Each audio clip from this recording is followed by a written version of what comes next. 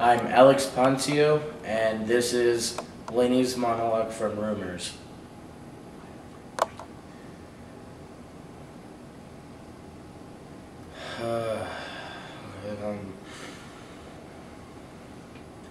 The story, as it happened, as I remember it, as I'm telling it.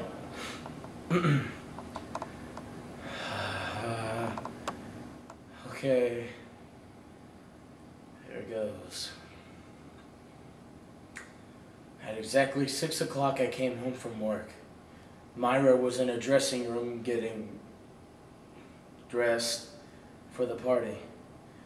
I walked in, got a bottle of champagne out of the refrigerator, and headed upstairs. Rosita, the Spanish cook, was in the kitchen with Ramona, her Spanish sister, and Romero, her Spanish son. They were preparing an Italian dinner. They were waiting for Myra to tell them to get dinner started.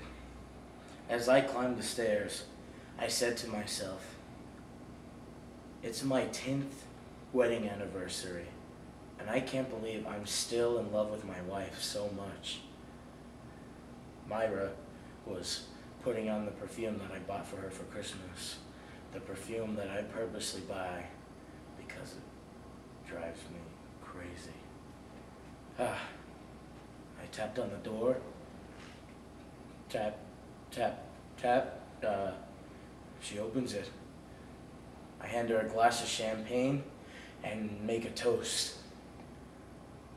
to the most beautiful woman a man ever had for 10 years.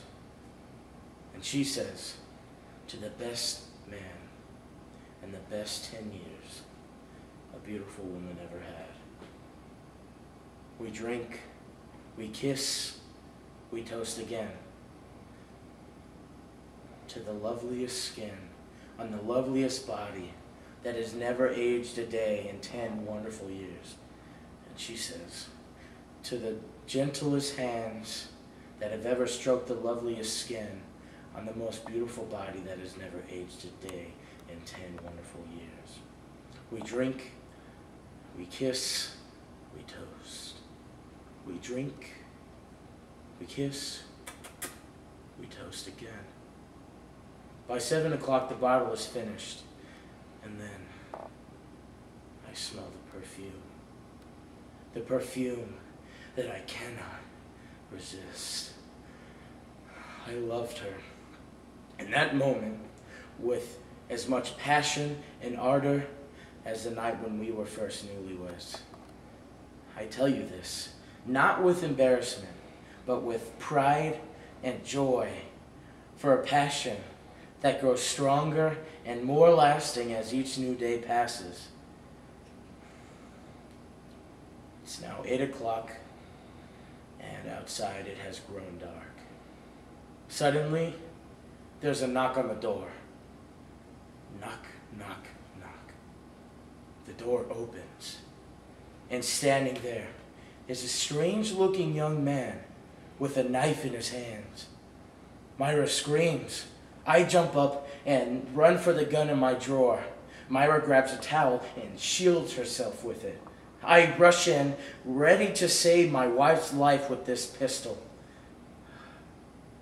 But then, the strange-looking Spanish young man says in Spanish, Yo quito, se tablo enchilada en porque es a quinto minuto. But I don't speak Spanish, and I've never seen Rosita's son, Romero, and I didn't know that the knife was to cut up the salad and that he was asking if they should heat up the dinner now. So I aim my gun at him. Myra screams and pulls my arm. The gun goes off and shoots a bullet through my earlobe. Romero runs downstairs and tells Rosita and Ramona, Mamacita, mira lo que pasó, el hombre abajo, allá. El hombre, que loco, que bang bang. The crazy man took a shot at him. So then Rosita, Ramona, and Romero leave in a huff. Myra runs after them because otherwise we wouldn't have dinner. And we hear a car pulling up. The first guests. So Myra puts on a bathrobe and runs downstairs to stop Rosita, Ramona, and Romero. But they drive off in their old Alfa Romeo. I look out the window, but it's dark, and I can't see, and I think someone is stealing my old, beautiful Mercedes. So I take another shot at them. Myra runs downstairs into the basement where we keep our cedar chest, and she's looking for the dress she wore last year, for Bonds for Israel. But she can't find the lights. She trips down the stairs and passes out in the dark. I run downstairs looking for Myra, and I notice that the door to the basement is open, and afraid that the strange-looking young man will come back.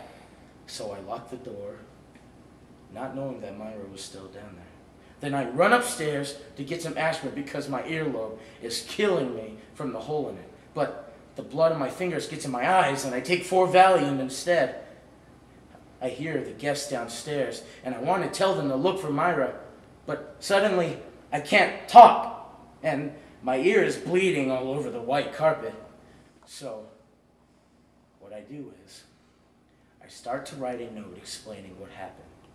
But the note is gibberish. It doesn't say anything. And I'm afraid that they'll call the police. And my good friend Glenn Cooper is coming, and this wouldn't be very good to get mixed up with this for this political campaign. So I tore up the note and flushed it down the toilet, just as everyone was walking in. And everyone's yelling, "What happened? What happened?" And just before I tell them what happened, I pass out on the bed, and that's the whole story. As sure as my name is Charlie Brock.